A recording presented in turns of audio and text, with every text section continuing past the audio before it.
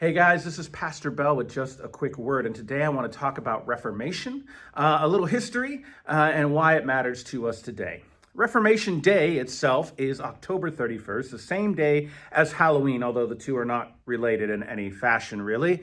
And it celebrates the day that Martin Luther nailed his 95 Theses, the arguments he had with the Catholic hierarchy, onto the church door in Wittenberg. He chose that date very specifically because the next day, November 1st, was a holy day of obligation. And for Catholics like Luther, who started out as a Catholic priest, that was a day when you had to go to church. That was the obligation. You got to go to worship.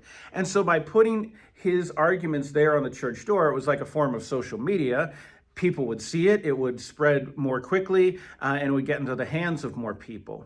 And that indeed is what has happened. And so what started there with this argument sparked something that really spread all the way across Europe and changed the face of Christianity pretty much for up till present day. And what Martin Luther was seeking to do was not make a new denomination. He did not want something that was named after him, the Lutheran tradition that we have now.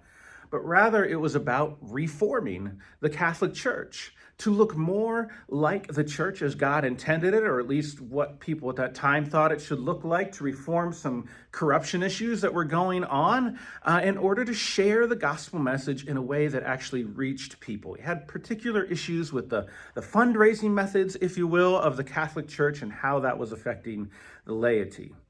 But the issues that he brought up, ones of money and power and corruption, and the way in which the church is tempted by the ways of the world and tempted by other masters, if you will, of wealth and power, those continue to be relevant to us today. And the ways in which the church can get stuck in unhealthy patterns, that's something we continue to deal with as a church as well.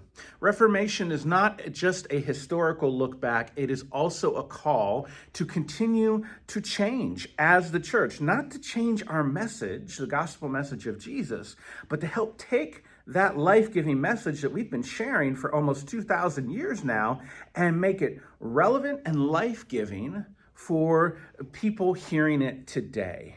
And so we continue to do that across the centuries. We do not worship and operate in the same way in 2024 as we did in 1994 or 1824, or, all those other centuries. We have changed. Heck, we've changed from 2019 to 2024. But that's a good thing, because it helps us to take this message that has been passed down to us from previous generations and help share it with the next one. One of the great questions I think is helpful when we're discerning how do we reform is, are we building a church for our kids and our grandkids, or are we building a museum for our parents and our grandparents? That's not to say we ignore or don't appreciate the past. We do. But the point of a church is to be a living, breathing community of today. Not just to be a museum that gives thanks for those who came before us. And so as we are the church and as we are sharing this ancient message, how do we continue to help it reach people and give life to people in this generation and the next one after it? So that's a little bit of background. Again, these are very short videos about the Reformation and why it still matters today. I hope that you continue to dive into God's word, that you continue to look at the church and say, how can we share this life-giving news that has been shared for centuries and centuries by so many people? And I hope that I'll see you here soon at Good Shepherd Lutheran Church. Have a great day. God bless.